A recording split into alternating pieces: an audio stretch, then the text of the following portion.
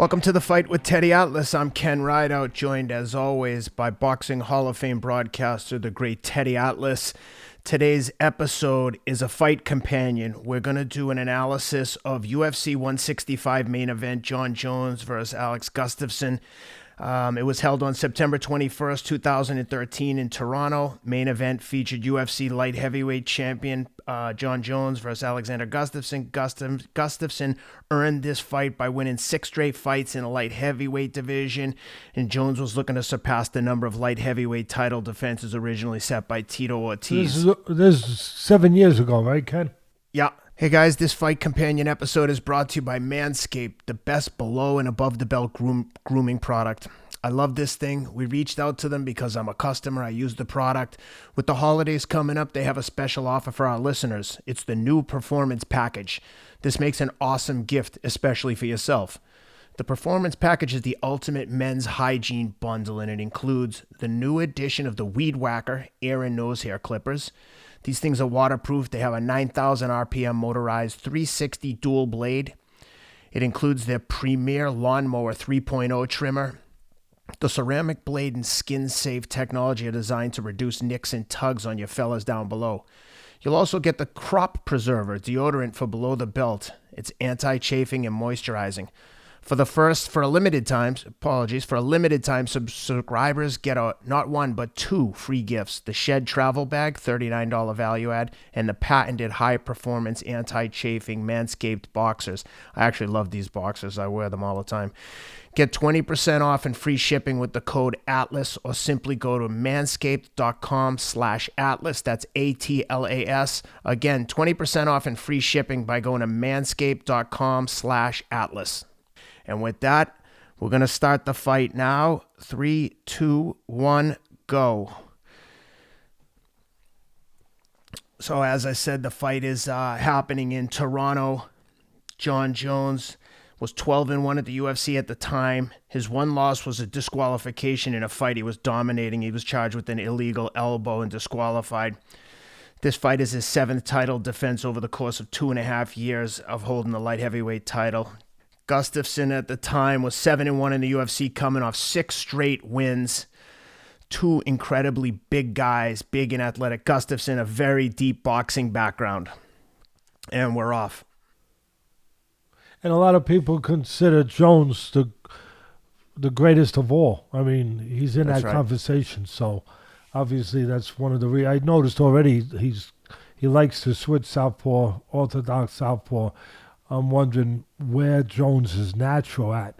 Is he a natural lefty or a natural orthodox fighter that switched around? He's ambidextrous, like Andre Ward, the light heavyweight champion boxing. But I can see already that, he's comfortable standing and striking and also ready to go to the floor in a grappling sort of mode if he feels he has an edge there. But definitely awkward and unorthodox, Mr. Jones, and very athletic. You're seeing it with the kicks, but reminds me a little bit of Israel Adesanya in that athleticism and unorthodox strikes. They're kicking to the knee, stomping on his knee. Yeah, I mean, again, he can switch lefty and righty, very comfortable either place, and both of them are trying to take the other's underpins out, the legs. I mean, I see intelligence already. I mean, I always say it. That's the parallel with these top warriors, whether in my game in boxing or in the MMA, UFC. The top guys, yeah, they're tough. Yeah, they're physical. Yeah, they have good technique. Yeah, they have the traits, the physical abilities. But the top guys are smart. And you could see already that Jones, both guys fighting good fight. Jones trying to control range. Trying to set a trap, trying to step back a little bit, see if Gustafsson bites and reaches where he could get a counter in. Good eyes, very good eyes on Jones. The way that he's picking up those kicks, picking up everything, he's got that radar there. I'm sure Jones realized, too, that in 2003, at the age of 16, Alexander Gustafsson was the Swedish national boxing champion. Yeah, good real background. Jones just tried to time Gustafsson coming in. So, again, that's a good point. Jones matching up with a guy who has a real boxing background and not giving anything up in those quarters. Right there, he took a little step back, Jones, and countered with a left hand from the southpaw position. Went back to orthodox, now he's back in southpaw. So very versatile, very dimensional. He got caught going straight back. A lot of these guys, the don'ts are the same in boxing or in UFC. What you shouldn't do. You shouldn't pull straight back more than one step, just like there, because you're still in the path of the punch. One step back is the way I teach, Ken, and then counter. Do something, or move your head, or get to the side. But don't go back 2 steps in a row. You're still in the path. If the guy's coming, he's going to catch you a little down the road. And Jones is already cut on the right eye with 1.5 minutes to go in the first round. You know why there's a good fight? Because Gustavsson is probably fighting the fight of his life. He knows what he's in there with. And he's fighting, I'm going to use the same terminology. If it's there, it's there. He's fighting smart. Not just going after him. No, if he goes after him, it's going to be kind of like going into a sausage maker. You're going to get grinded up. Yep. And he's smart enough to be conservative, to be controlled, fight in the right spots. Many people would say this is one of the best fights in the history of the UFC. Well, that's why we're watching it, baby. And there's a takedown for Gustafsson. And Jon Jones, I got to believe he's been taken down less than 10 times. He's an incredible wrestler. Incredibly strong athlete. His brother played for the greatest team in history, the Patriots. Wow.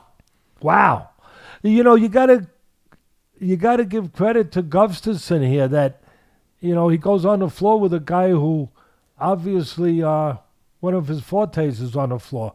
And the forte, I would think of Gustavsson, looks like he's got a cut here. Timeout for an eye poke. Yeah, Gustafsson got a poke in the eye. 30 seconds to go in the first round.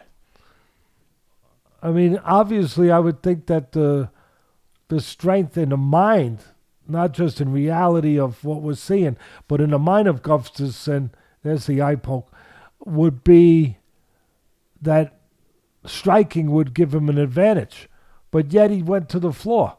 So he's trying to mix it up. He knows that he's got a special guy, and he's got to keep that guy off balance. Again, the mind, the intellect. The thing that makes this performance so impressive for Gustafsson, too, is I think this was when Jon Jones was at his best. Well, Jones just missed a spinning elbow.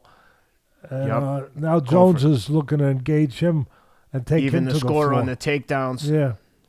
Couldn't get it. Hit him with a big elbow. That's the end of the first round. Yep. And we've got the second round starting right now. Again, we're here, guys, because of you, the fans.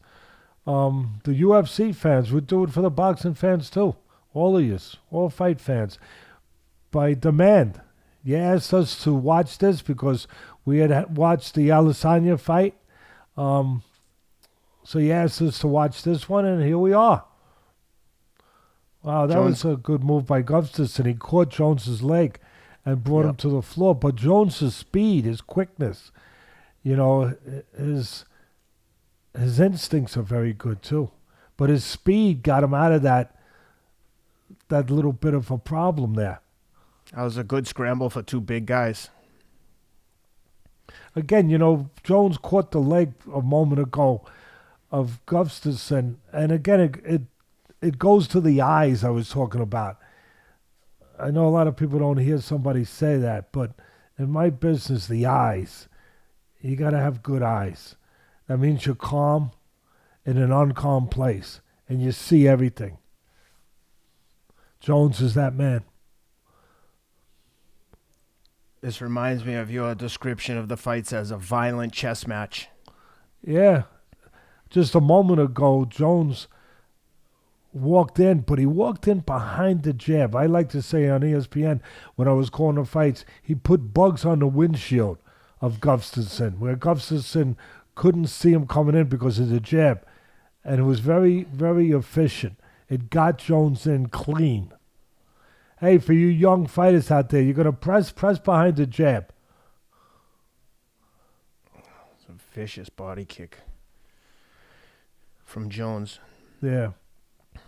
Now he's going down low with the kick. Jones likes to use that stomp, too, where he stomps on the lead knee of the fighter he's facing. It's very effective. He's so long and lanky, he gets that up there so quick.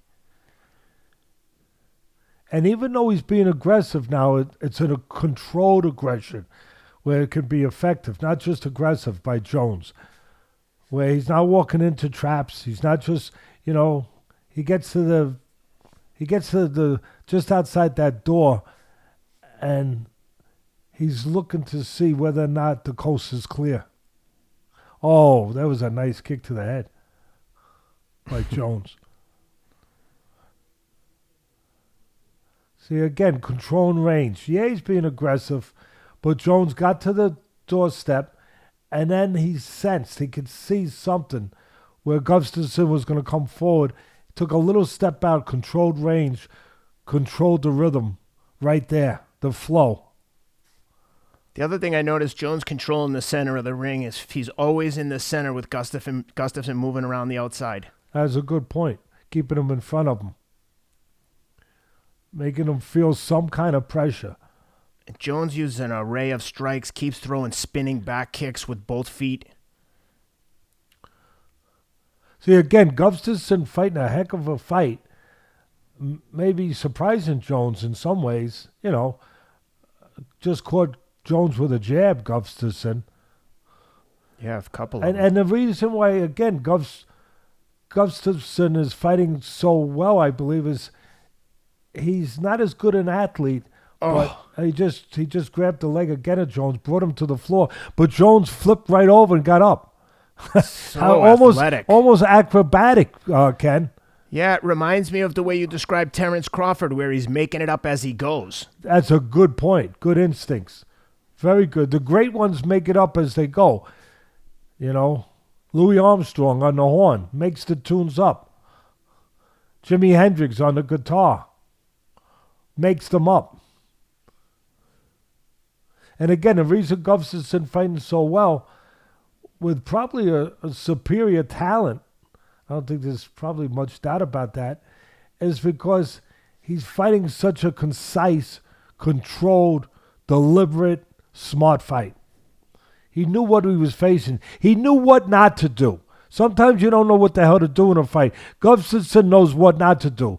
Don't walk into the blade of the propeller. That should be a good thing not to do, Ken. That's a good point. By the way. He's fainting a little bit before he comes in. Gustavson just landed a right hand, although Jones probably went with it a little bit, deflected it by moving his head. And that's the end of round 2. Good point. I want to give you a little extra credit point there for very important what you pointed out the last round, that Jones, big part of this fight, he's keeping Gustavson in front of him, where he's, even though it's a back and forth chess match, he's maintaining that control, where he's keeping him where he can have a little edge in control, where he can be the boss. And he's got options. He can step back or he can step forward. Jones, that is. One thing about this fight, Teddy, is it's been constant action from the opening bell, and we're 30 seconds into round 3 here. Yeah, it's flowing. It's flowing. Again, very high level of expertise, sophistication, seeing everything, blocking, trying to get an edge, going down low so they can set up something high. I can see that's in Jones's mind sometimes. He'll bend or feint like maybe kick low. Like, that was a little feint. That's subtle. I bet you not too many people picked up on that. Here we are in the third round at 4-minute mark, or just before the 4-minute mark, and Jones made the kick look like it was going low, and it went high. Wow. Yeah, I think there's a name for it, like a question mark kick maybe, where it fakes like that and comes down from the top. It was was no question mark when it landed. It was an exclamation. Fair point. Good right hand a moment ago by Gustavsson. Yeah, that Jones is about, misleading you. It's misleading you, setting you up. There again, he set him up. Beautiful. First, he threw the kick to the knee to make you think low, and then the next kick on the other side by Jones came up high. That was a nice setup. That was designed. Oh, Gustafson using right hands when he sees Jones as a southpaw. That's pretty smart on Gustafson's part there, Ken. Yeah. When he sees he's got the southpaw in front of him, what's he do? He throws the straight right hand to southpaw killer. This is high-level stuff here. For me right now, I think the kicks are what's making the difference in the stand-up. I think Gustafsson hands are very nice, but when Johns is mixing in those crazy array of kicks, I think that's what's the difference in it in the stand-up so far from what I'm seeing. Because look at how clean Gustafsson's jabs and right hands are. But when he has to deal with those kicks, there you go. Yeah. Gustafsson scoring again, Jones covering up. And again, Jones likes to do a lot of misdirection. Yes. Like that David Copperfield magic stuff. Jones' right eye is compromised. Makes you think one thing's coming, then throw something else. I noticed Jones blinking that right eye constantly. Now look at Jones. He's picking up that left knee like he's going to do something with it. I bet you he's got in his mind to do something on the other side instead. Just to, again, mislead his opponent. Lie to his opponent. Oh, man, this guy kicks high, don't he, Jones? Those kicks are so dangerous. His legs seem so much longer than the other guys. That's a good point. In my game, in my field, we're always talking about the length. The guy's reach, obviously with punches. This guy's got a hell of a reach with punches and kicks. And he's throwing every kick known to man, stomping the knee, straight kick up the middle with the toes, the question mark kick, head kicks. He just keeps him off balance with this. Look at him. And always under control. Both of them. But always on. But the guy who's the boss right here now, who's the conductor of this train, that's Jones.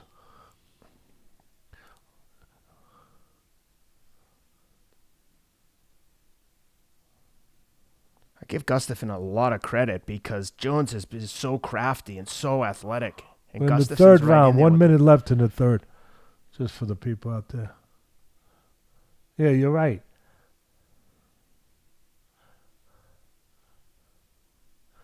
Jones again, he switches nonchalantly from left to right. Just very... Oh, he got his leg caught again by... Now that could be a bad situation for a lot of fighters. He got his leg caught again by Gustavsson when he attempted a kick, but he always gets out of it. Yep.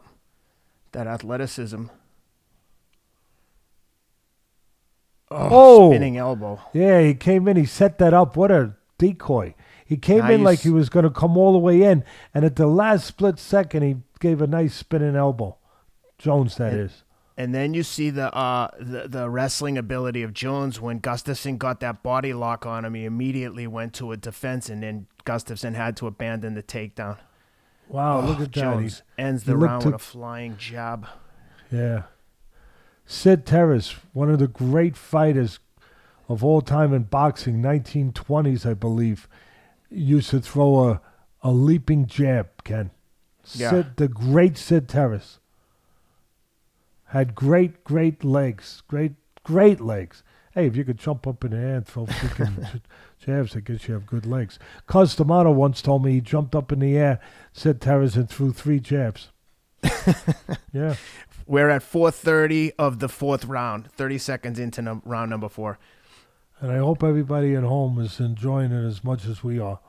And this is something that Jon Jones, I believe, wanted us to do too, because I believe he had sent a message out, a video, I believe, that, was talking about, obviously, that he's coming, the heavyweight division he was thinking about, but talking about after we had watched the Alessandra tape, kind of implying you might want to take a peek over here. Fair and play we are, to Jon. and we are. Yep. And let me tell you, You see a special guy, and you see a special effort. Two separate things. Special guy, Jones, and special effort by Gustafson.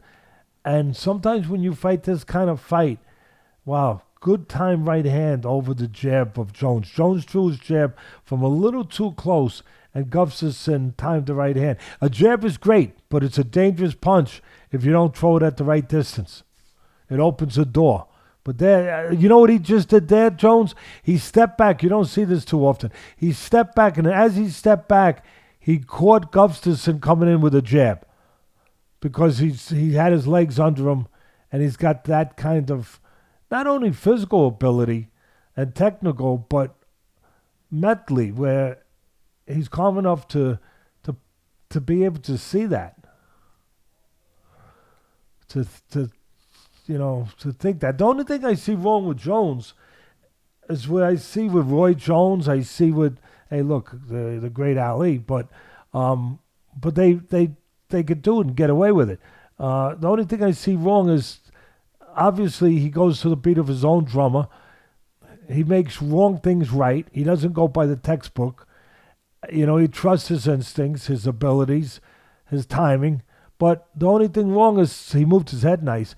The only thing wrong is he'll pull straight back sometimes and be vulnerable. Yep.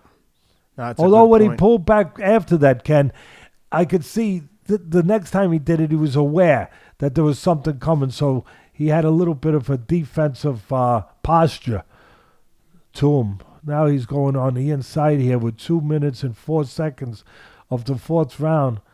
He's going inside trying to pin Gustafsson against the cage. Credit to Gustafsson for being able to stuff these takedowns because Jones is an incredible wrestler. And I think Gustafsson only got into MMA and grappling in 2006. Yeah, you got to give him kudos for that. You're right, 100%. And give kudos to Jones for standing with a guy who had a real boxing background. Exactly. And Gustafsson started boxing at 10 years old. Phew. Yeah, that's a real boxing background. I mean, you could say he was more legitimately a boxer than a UFC guy. Oh, for sure. There goes Jones. He went in there to try to take Gustafsson to the floor, Ken, but Gustafsson resisted. They just put up a graphic that Gustafsson landed 88 head strikes to 18 for Jones. But Jones's head kicks have been taking a toll, but Jones's right eye is a mess. Ooh, big elbow from Jones. I don't put too much credence in those numbers because it's a human being trying to count them as you're watching, and that's fair. That's not easy. That's not easy. I mean, it's a good graphic to have for the fans. Oh, Jones going that spinning back fist, back elbow again. It's a there it is. Oh, there it is. Yeah. Oh, wow. I think he's got him hurt. Yeah, he does. Oh, tie clinch. And you know what? God, those elbows. Those elbows. Oh, he's got him hurt bad. Yeah. Real bad. Why is he going for a takedown? What I would have done was go for a punch to the body. That's in my field. Yeah, yep. Because then you freeze the defensive natural movement. There's the elbow again. Yeah. Yeah, he's got him hurt bad. Gustafsson's a bloody mess now. Oh, elbow again, Ken. 5 seconds left in the round. Oh, flying knee. Flying knee. Gustafsson's tough, but he's finding a way to survive. Wow. That was amazing that Gustafsson survived that. Both guys are a bloody mess. Wow. What a fight. I'm interested to see if Gustafsson could be Arturo Gatti and recover. Well, he had that capacity to recover Arturo Gatti that was just amazing. Amazing. He'd be gone, and then all of a sudden, I'm back. In the same round most times. Yeah, incredible. Some people have that capacity to recover that way. Yep. And they make themselves recover, too. Let's put that in there.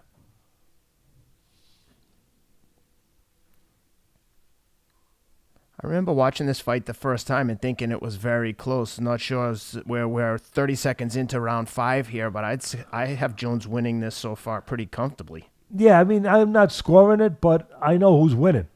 Yep. Yeah, but But the guy, Gustafson, is not given much quarter. That fourth round was the only big round, I would say, for either guy. Yeah.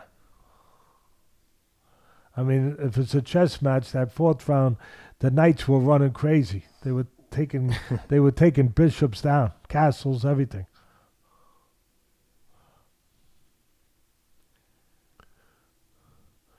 Before that, we saw the soldiers, the pawns, at work.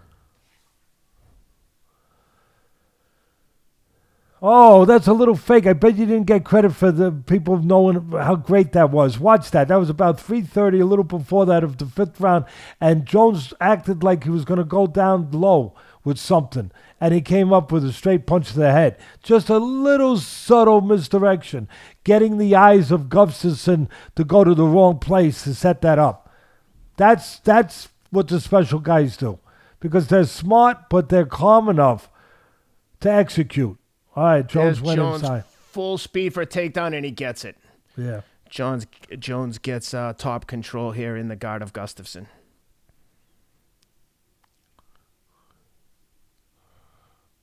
Gustavsson, you can see, trying to get his back to the cage. I guess that's what they teach you, right, Ken? Yeah, I think if you score a takedown and the guy gets up that convincingly, it almost nullifies the takedown, I think, from a scoring perspective. Because you could see it. He said, okay, let me inch my way like an inchworm. Let me inch my way back to the cage, which he did, and then he got up.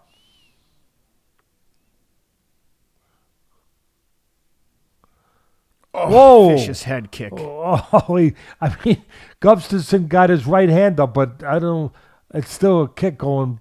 He got kicked in the face, came right back with a right uppercut and caught Jones. Both guys looking tired now. 2 minutes left in the fifth round. Especially Gustavsson. Gustavsson looks another head kick. A little more worn out. Oh, he just missed that spinning elbow again. There's that head kick again. Now I'm wondering how Jones is going to use that to set something up somewhere else. See, he had him up high with the kicks. Then he tried to go low. Gustafsson's in rough shape here. Yeah. Rough shape. And he lands a spinning elbow of his own. Yeah, not clean, but good attempt.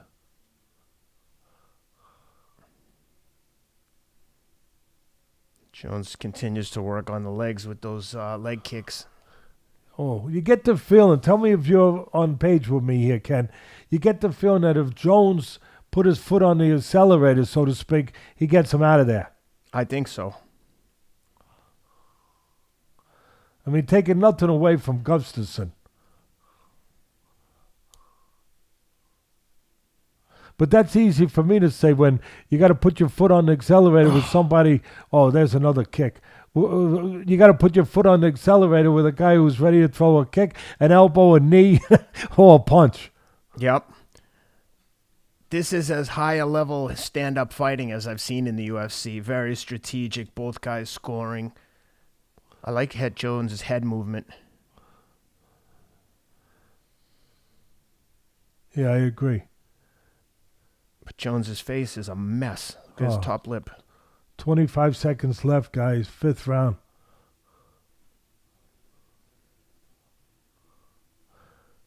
Both of these guys are getting a little low on petrol. But short little elbow from Jones. Yeah. Short little elbow. We talk about short little left hooks. That's a short little elbow. Bang. Flying knee to end the round. Oh, wow. And there it is, end of the fight. Wow. That's a fight. Two special guys. And you know what?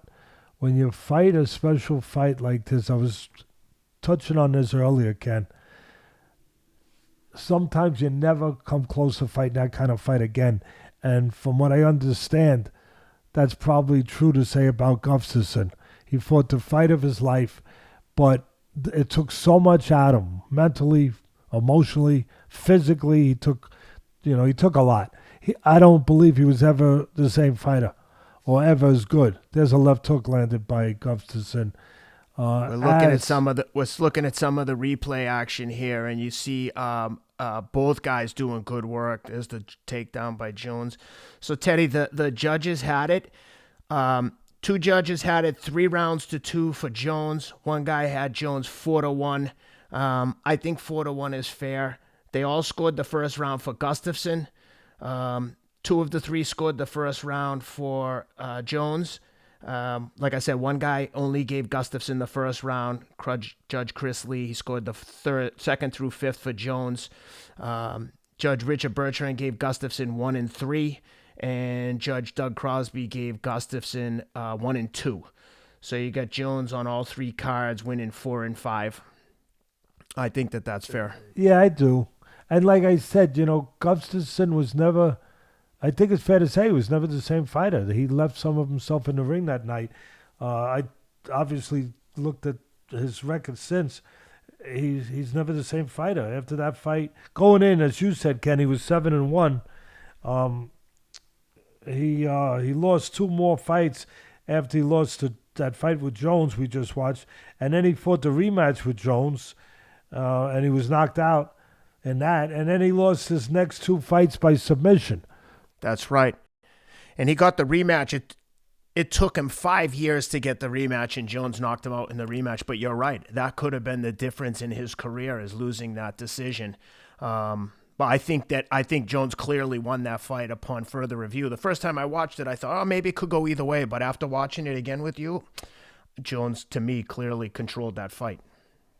Yeah, he Gustafson did great work, but I think Jones clearly won the fight. Yeah, Gustafson went shopping before that fight. He went shopping in the supermarket, the right places. Yeah. He didn't have the stuff that you either have or don't have genetically that Jones had, but you could go shopping for other stuff. Yeah. Discipline and determination, will, drive, and patience. Control, put together a good plan, physically to have the work ethic to be prepared to execute that plan. He went shopping. Yeah. He had one of those carts, and he filled his cart up to fight the great Jones. And by doing that, that's why he didn't win, but that's why he was able to put forward that kind of performance. For sure. I think the fight now everyone would love to see is Israel Adesanya and Jon Jones. Jon said that he's going to move up to heavyweight. Jan Blachowicz is now the light heavyweight champ. It's an interesting scenario because Israel Adesanya, the middleweight champ, he's got the number one contender, Robert Whittaker, who he clearly destroyed the last time they fought. I think it might make sense for Izzy to move up and challenge Blachowicz. And if he could beat Jan, and that's a big if, then it kind of puts Jon in an interesting position. Does he come back and try to reclaim his light heavyweight title, or does he continue his climb towards heavyweight? And if you're talking heavyweight, let's not forget about our buddy, Francis Ngannou.